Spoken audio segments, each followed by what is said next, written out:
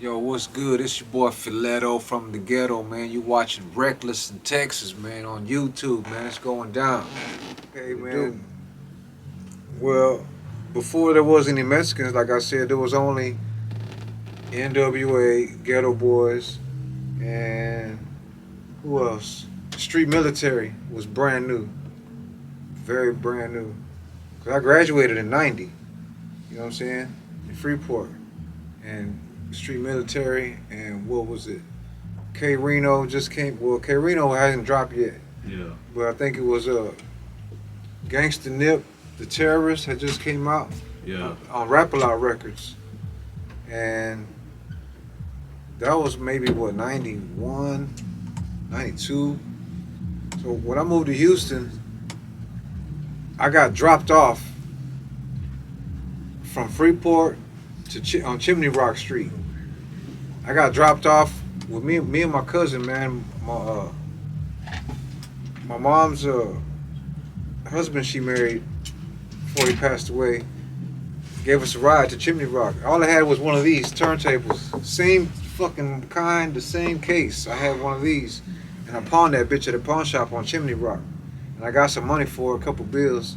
So I'm on Chimney Rock. We homeless pretty much. So we went and rented a public storage on Chimney Rock. That was the yeah. crib, and from there, I got a job at a Kroger's on Chimney Rock and Gulfton or somewhere right there. And it happened to be that at that Chimney Rock uh, Kroger's was across the street from Digital Services, the biggest studio in Houston at the time, recording studio where they were doing Ghetto Boys and all the rap a lot stuff was going on at that studio right there where I was working at across the street. So in my apartment complex, one of my coworkers who used to work there introduced me to uh, a producer guy who lived there who was fucking around in the music game. They had an apartment right there on Southwest, and he had a room like this in the living room with all kinds of beat machines and shit, and keyboards and shit. And it happened to be Doug King's equipment. And Doug King was one of the producers for Rap A Lot Records, the guy who made My Mind Playing Tricks on Me. Damn. And he did like Scarface's out. Mr. Scarface is back. And Scarface even says, "Hey, yo, Doug, drop it." If you listen to them songs, Doug is Doug King, the producer. So anyway, I was at that crib for my homeboy who plugged me in with him, and he was a DJ, and his name was Storm, and Storm plugged me in with Grimm. He said, "I know a guy who can rap. His name's Grimm," and Grimm came by, and that's how I met Grimm. I got Grimm's number, and shit. When I first met Grimm, it was on and pop. Like I finally found a Mexican who could rap and shit, man. And that was like '92, man. Probably. Damn. So after you found Grimm, like where did it escalate after that?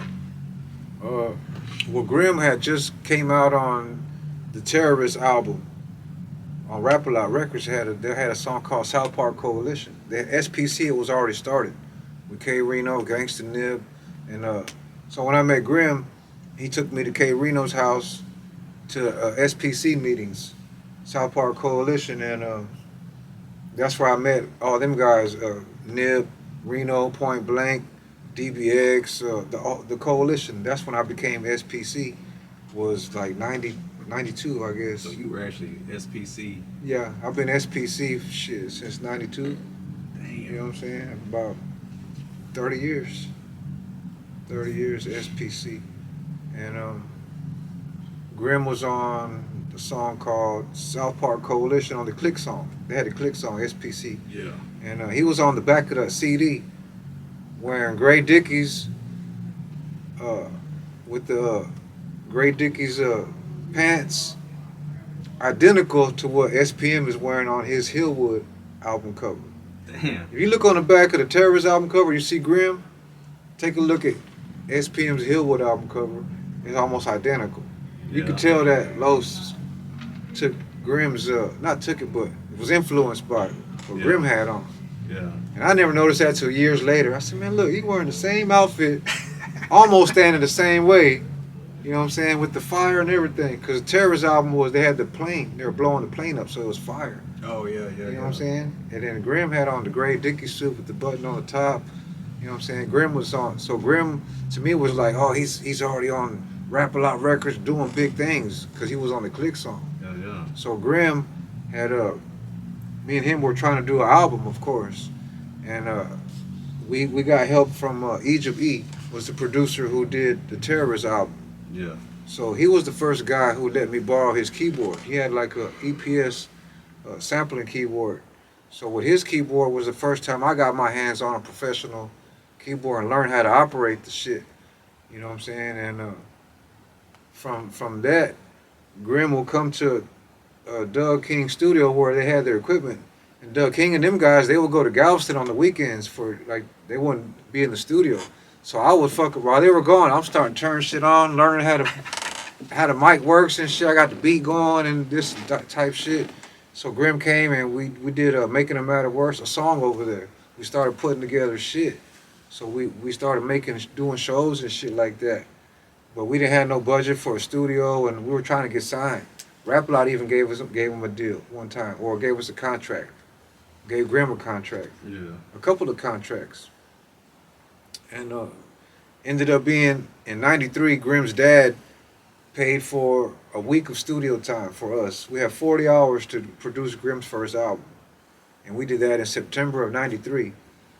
We had 1 week. We knocked out Grimm's first album, and it came out in January of '94. Damn, that's a lot of work. Yeah, so we were ready for it, and shit, we knocked that bitch out, and that was fuck 29 years ago, right? Damn. 93, and it's Yeah. 2000. So next year, next September will be 30 years when we produced that album. Damn. It's 29, and that was the first Mexican rap group to be on the shelves in Texas. At that time, there was nobody in Texas. It was the only Kid Frost, Cypress Hill just came out, Lighter Shade of Brown. That's about it. Man. But Texas, it was nothing. Not no rapping shit. There Yeah. might have been some other freestyle, like breakdance shit or a single, but we were like the first ones, and it was not what we expected.